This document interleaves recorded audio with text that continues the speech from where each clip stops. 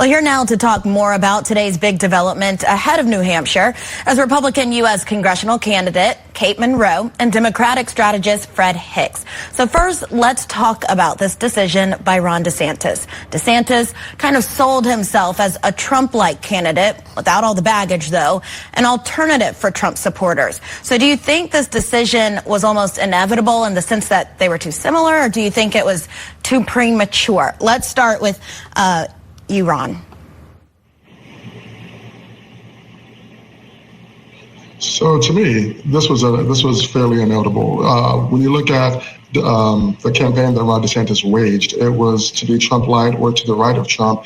And really, if you're going to do that, then I think voters were just going to vote for Donald Trump. So he didn't really create a clear line of differentiation or demarcation of why someone should leave Donald Trump and go to him. So this was, as you said, in many ways, I think, inevitable from the beginning. Fred, I apologize. I had Ron DeSantis on my mind, but let's also get your take on this. No, that's great. No, this was one of those things where I think was inevitable from the beginning. You have to give voters a reason to change the direction in which they've already gone or which they're going. And saying that you're a Trump-light or Trump-like or even trying to run to the right of Donald Trump just really was not going to do it. I think we saw all the candidates who tried to do that fall to the wayside fairly early on. We saw the warning signs for Ron DeSantis a couple months ago. And so this was in many ways inevitable. And I think it's going to be interesting to see, now that he's endorsed Donald Trump, to see what he does with the rest of the primary season as he begins to try to position himself for something else. But Kate, what about you? I'm not surprised that he dropped out. I was actually more surprised that he chose to run. I think that if he had waited, he would have had a much better shot at the presidency. I think it just wasn't his era.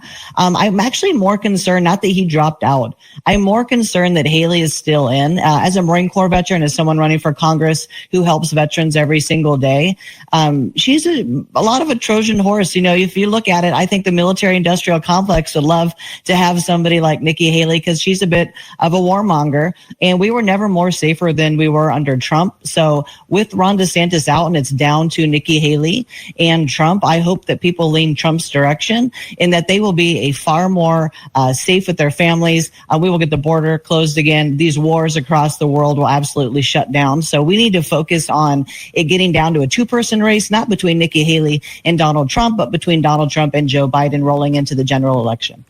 Okay, you just said with DeSantis out, we now have Trump and a candidate for Republicans who are anti-Trump as well. It's a big split that we have seen in the Republican Party for years now. So do you think we will see a shift in the polling numbers in Nikki Haley's favor, or do you think it will just widen the margin? Kate, let's start with you.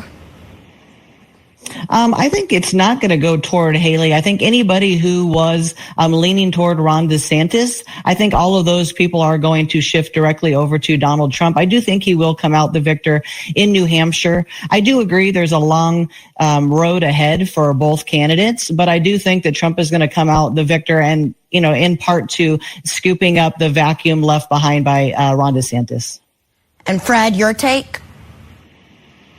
No, I'm not sure that Ron DeSantis really creates a vacuum because he and Trump had pretty much the same kind of voter.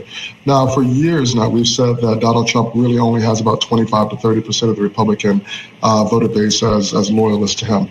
We're going to see if that's true or not, because for the first time, and really probably in either of his runs or any of his three runs, he has a significant primary opponent. The second thing is that we see voters across the board, more than 50% of voters saying that they do not want to see a Donald Trump versus Joe Biden rematch. Well, now voters get a chance to put their vote where their mouths are.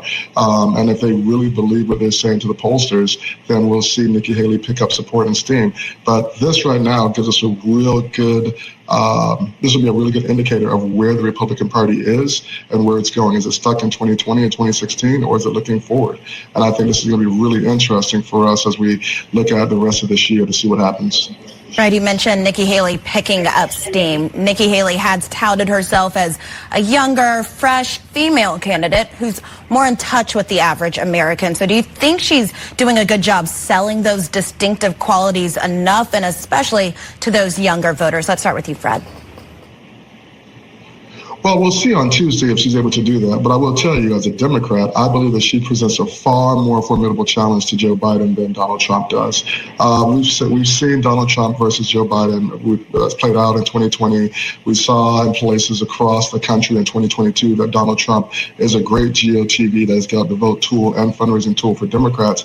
But Nikki Haley is something entirely different. She's someone with governing experience. She's a woman. She's an ethnic minority. And she has she has skills that will allow her to appeal to a wider range of voters than I think Donald Trump does. And so, as a Democrat, I think that Donald Trump is probably the best opponent for Joe Biden. And I think that Nikki Haley, and I've thought this for months now, when she was in 4th, 5th, 6th place, that Nikki Haley really was going to present the most difficult challenge for Biden-Harris reelect. But we're going to see if Republican primary voters agree with me. And Kate, do you think Nikki Haley is doing enough to reach voters? No, I actually don't, because if you're actually a conservative person and you're actually deeply footed in your Republicanism, you're not going to be leaning, as he said, toward Nikki Haley. A lot of young people up and coming are leaning toward Trump. I don't think that she's done enough to reach the conservative base of the Republican Party heading into that season. I don't think it will be her at the end of the day. And if you look at it, it's very interesting if you ask a Democrat, which we're doing now, who they prefer Nikki Haley, because she is a little bit of a rhino. I would say that she's in some ways a spoil. I think if you put her up against Joe Biden, they're both a little bit of a Democrat, and I think people would go toward Joe Biden. So if you're a Republican watching this, you have to be very careful who you vote for to get into the general election. All right, Kate Monroe and Fred Hicks, thank you both for weighing in on this latest development and for your time this evening. Thank you. Thank you for having us. Oh, well.